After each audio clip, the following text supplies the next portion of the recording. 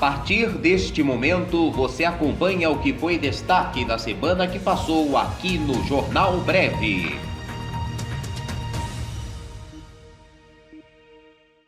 Papa Francisco começa as celebrações de Natal sem fiéis em Roma. O Papa Francisco deu início às celebrações tradicionais de Natal nesta terça-feira, com uma visita não anunciada à imagem de Nossa Senhora no centro de Roma. Ele também celebrou uma missa privada na Basílica de Santa Maria Maior, sem fiéis, por conta da pandemia do novo coronavírus. Tradicionalmente, em 8 de dezembro, que na tradição católica é o dia da Imaculada Conceição, os papas visitam a Praça da Espanha, na capital italiana, para depositar flores sobre os pés de Nossa Senhora, erguida em um monumento com mais de 12 metros de altura. A cerimônia costuma ser acompanhada por milhares de católicos que ocupam as ruas da região central e marcam o início da temporada natalina em Roma. Neste ano, o evento foi cancelado para evitar que aglomerações que poderiam aumentar o número de contágios da Covid-19. Francisco chegou à praça bem cedo, antes das 7 da manhã, e ficou por lá apenas 15 minutos. Ele deixou um cesto de rosas brancas na base da estátua e orou pelos doentes da Covid-19, segundo um comunicado da Santa Sé. Imagens de TV mostraram o Papa usando uma máscara branca e segurando o próprio guarda-chuva, enquanto rezava. Depois, ele foi à Basílica de Santa Maria Maior, onde rezou uma missa privada. Em seguida, retornou ao Vaticano. Esse foi o primeiro de uma série de eventos papais que marcam a temporada natalina. A tradicional Missa do Galo, na véspera de Natal, terá um número limitado de fiéis na Basílica de São Pedro. A cerimônia será transmitida pela TV e pela internet. Corte de Milão confirma condenação de Robinho e amigo por violência sexual. A Corte de Apelação de Milão confirmou nesta quinta-feira a condenação do jogador Robinho e de seu amigo Ricardo Falco pelo crime de violência sexual de grupo contra uma mulher albanesa em 2013. O tribunal, a segunda instância da justiça italiana, também referendou a pena de 9 anos de prisão. O caso, contudo, não termina. Os advogados vão recorrer da Corte de Cassação, tribunal do sistema judiciário do país equivalente ao STF no Brasil. Só após o processo tramitar nessa terceira instância, um acusado pode ser considerado culpado por algum crime. A decisão da Corte de Apelação sairá em 90 dias, com as motivações da confirmação da sentença da primeira instância. Só a partir desse documento que as defesas podem recorrer à Corte de Cassação. Na sessão desta quinta, a Corte de Apelação rejeitou o recurso apresentado pelos advogados do jogador. A decisão foi tomada por um colegiado de 3 juízas, Francesca Vitale, que presidiu o julgamento, Paola Di Lorenzo e Chiara Nobaio. A Corte de Apelação, quando confirma uma sentença da primeira instância, pode pedir o cumprimento de medidas preventivas para determinados tipos de delitos.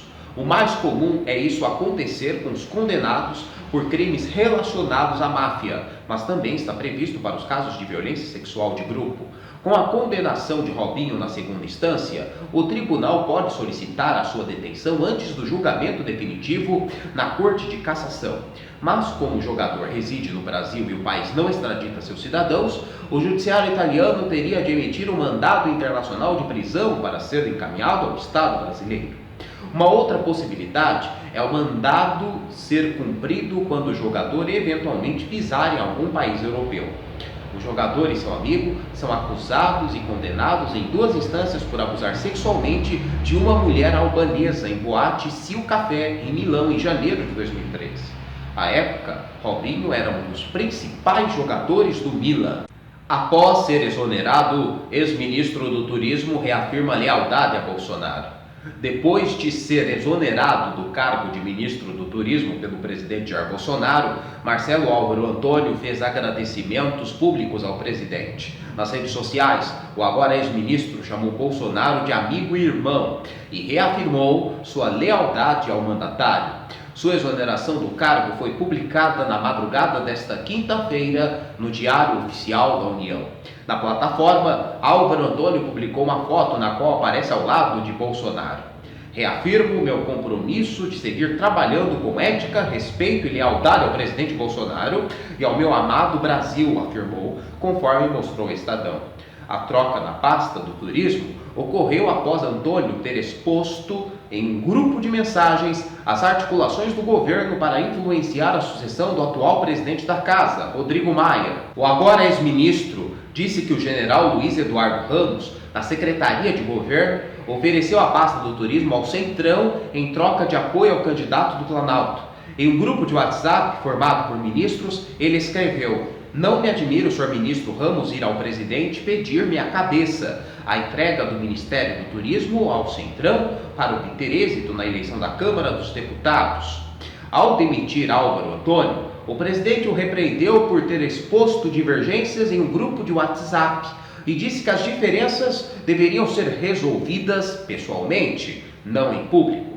Bolsonaro escolheu para a vaga o presidente da Embratur, Gilson Machado, seu amigo pessoal. Com isso, o mandatário facilita uma futura troca para acomodar o Centrão em busca de votos pelo comando da Câmara.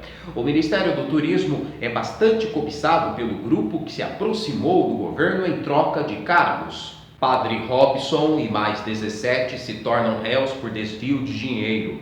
O padre Robson de Oliveira e mais 17 pessoas se tornaram réus nesta quinta-feira pelos crimes de apropriação indébita, falsidade ideológica, lavagem de dinheiro e organização criminosa pelo desvio de 120 milhões doados à organização religiosa Associação Filhos do Pai Eterno, a AFIP. A juíza Placidina Pires aceitou a denúncia feita pelo Ministério Público de Goiás e ressaltou que tomou a decisão diante da existência de elementos probatórios acerca da materialidade delitiva e indícios suficientes de autoria. A investigação do MP de Goiás foi tornada pública em agosto desse ano e chegou a ser paralisada após uma decisão do Tribunal de Justiça de Goiás, que afirmou que, como se tratava de uma entidade privada, não cabia uma investigação de desvio de finalidade no uso do dinheiro arrecadado dos fiéis.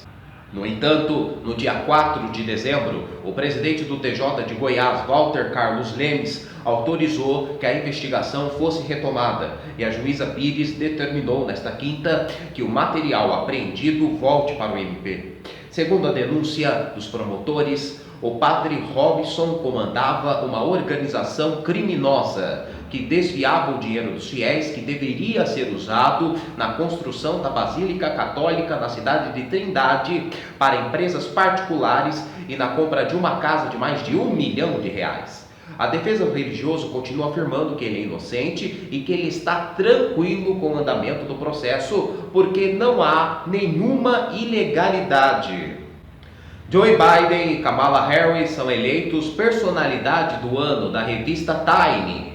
O presidente eleito dos Estados Unidos, Joe Biden, e a vice-presidente eleita, Kamala Harris, foram escolhidos conjuntamente como personalidade do ano de 2020 da revista Time, na quinta-feira, tendo sido selecionados de uma lista de finalistas que inclui o homem que Biden derrotou nas urnas, o presidente Donald Trump.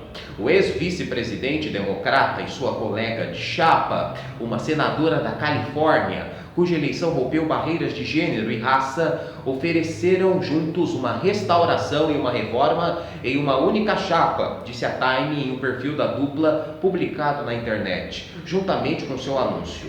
Na esteira da campanha presidencial norte-americana mais tumultuada dos tempos modernos, realizada em meio ao flagelo de uma pandemia mortal, uma devastação econômica e um acerto de contas tenso com racismo, Biden e Harris prevaleceram em uma eleição que atraiu o maior comparecimento eleitoral em um século. O editor-chefe e presidente executivo da Time, Edward Felsenthal, creditou aos vencedores terem triunfado em um debate existencial sobre a realidade na qual habitamos, por mudarem a história americana, por mostrarem que as forças da empatia são maiores do que as fúrias da divisão, por compartilharem uma visão de cura em um mundo enlutado.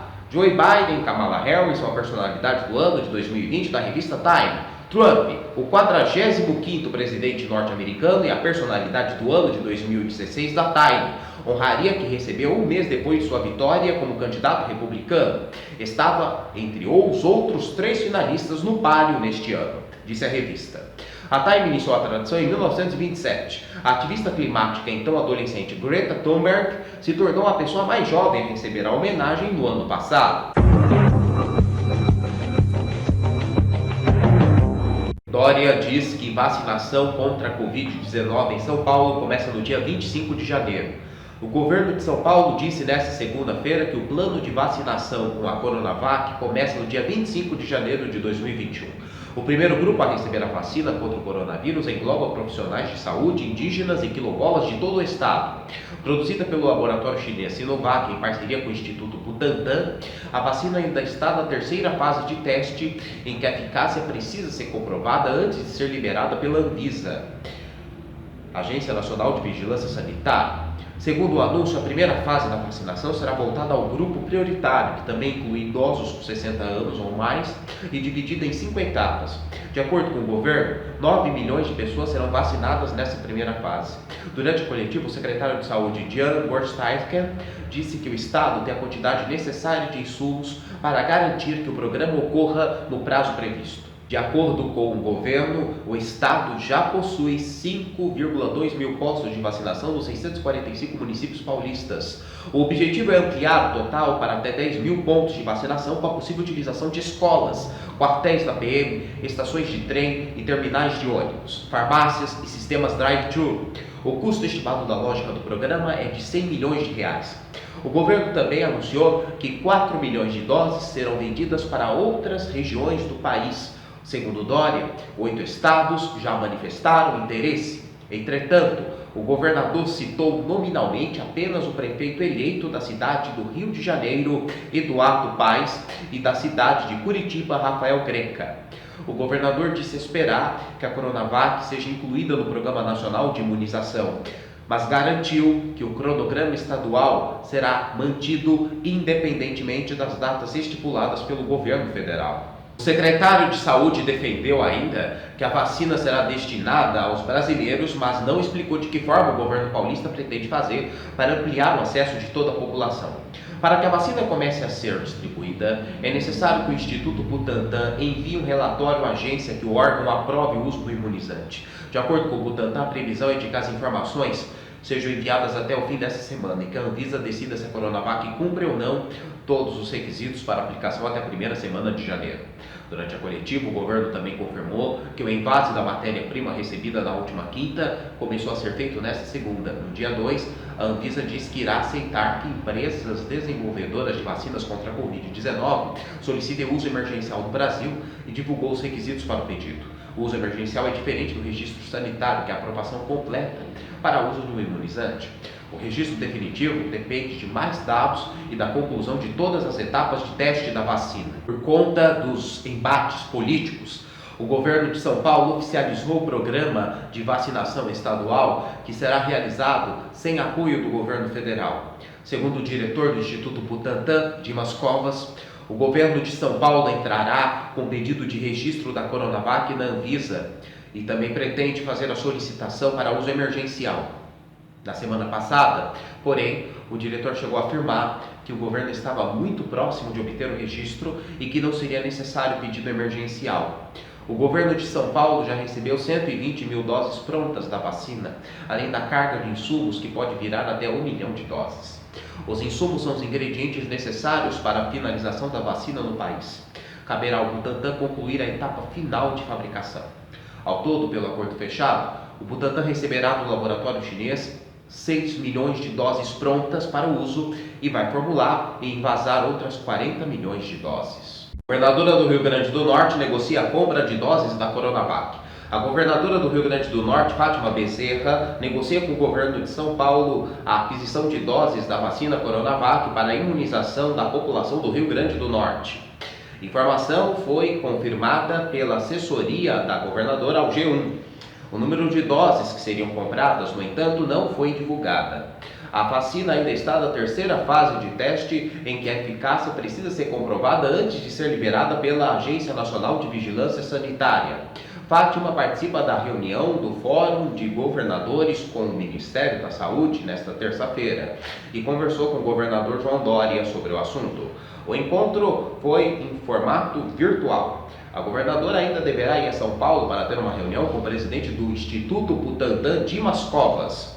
De acordo com a assessoria do governo, pelo menos 9 estados já apresentaram interesse na aquisição da vacina. Após a confirmação da assessoria, a própria governadora se pronunciou sobre o assunto através de suas redes sociais.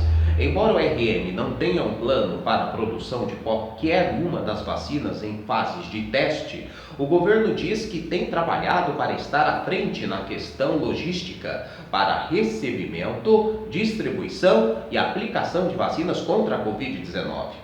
Os governadores cobram do governo federal um plano nacional de imunização contra o coronavírus. O Ministério da Saúde ainda não divulgou o plano definitivo de vacinação contra a Covid-19. Na semana passada, o secretário de Vigilância em Saúde do Ministério da Saúde, Arnaldo Medeiros, disse que o plano só ficará pronto quando houver vacina registrada na Anvisa. O governo de São Paulo disse nesta segunda-feira que o plano de vacinação com a Coronavac começa em 25 de janeiro de 2021. Instituto Butantan começa em fase da Coronavac a partir de matéria-prima importada da China. O governo de São Paulo disse nesta quinta-feira que o Instituto Butantan iniciou o envase da Coronavac, vacina contra o coronavírus, produzida pelo laboratório chinês Sinovac em parceria com o Instituto Butantan. O processo consiste na etapa final de produção da vacina. A Coronavac ainda está na terceira fase de testes, estágio em que a eficácia precisa ser comprovada antes da liberação pela Anvisa, Agência Nacional de Vigilância Sanitária. Segundo o governo paulista, o processo começou a ser realizado nesta quinta-feira na fábrica do Instituto, que tem 1.880 metros quadrados e contará com reforço de 120 novos profissionais. O funcionamento passa a ser feito 24 horas por dia. Atualmente, o Butantan opera com 245 colaboradores. A expectativa é a de conseguir envasar entre 600 mil a 1 milhão de doses por dia. O primeiro lote terá aproximadamente 300 mil doses. O governo de São Paulo já recebeu 120 mil doses prontas da Coronavac, além da carga de insumos que pode virar até 1 milhão de doses. Os insumos são os ingredientes necessários para a finalização da vacina no país. Caberá ao Butantan concluir a etapa final de fabricação. Ao todo, pelo acordo fechado, o Butantan receberá do laboratório chinês 6 milhões de doses prontas para o uso e vai formular e envasar outras 40 milhões de doses. O governador João Dória, de São Paulo, afirmou que 12 estados formalizaram a solicitação para a compra da Coronavac. Ainda de acordo com o governador, mais de 900 cidades manifestaram interesse na compra da vacina. Nesta quinta-feira, o Instituto Butantan deverá firmar um protocolo de intenções com a FECAM, Federação Catarinense de Municípios, para fornecimento de doses da Coronavac. O diretor do Butantan, Dimas Covas, disse que o Instituto tem capacidade para fornecer as doses para os demais estados e vacinar a população de São Paulo, conforme cronograma anunciado para a primeira fase de imunização. O governo de São Paulo reduz o horário de funcionamento de bares e amplia o de shoppings para conter aglomerações. O governo de São Paulo anunciou nesta sexta a redução do horário de funcionamento de bares e ampliação do horário de operação de shoppings como medida para tentar conter o avanço da Covid-19 em todo o estado. Bares que antes podiam funcionar até às 11 horas, até às 22, devem fechar às 8. Os restaurantes e lojas de conveniência poderão ficar abertos até às 22 horas, mas não deverão servir as bebidas alcoólicas mais do que 20 horas. Shoppings terão um período de funcionamento estendido de 10 para 12 horas para evitar aglomerações nas compras de fim de ano. As novas regras foram divulgadas hoje em coletiva de imprensa no início da tarde pelo secretário de Saúde, Jean Gorenstein. Elas passam a valer a partir de amanhã, sábado, e terão um período de validade de 30 dias que podem ser prorrogados. O anúncio do governo acontece em um momento em que o estado de São Paulo apresenta elevação no número de internações e mortes pela Covid-19. Apesar das medidas, a gestão João Dória não alterou a classificação de nenhuma região no Plano São Paulo de flexibilização. Desde o dia 30 de novembro, todo o estado está na fase amarela da proposta. Você acompanhou o que foi destaque da semana que passou aqui no Jornal Breve.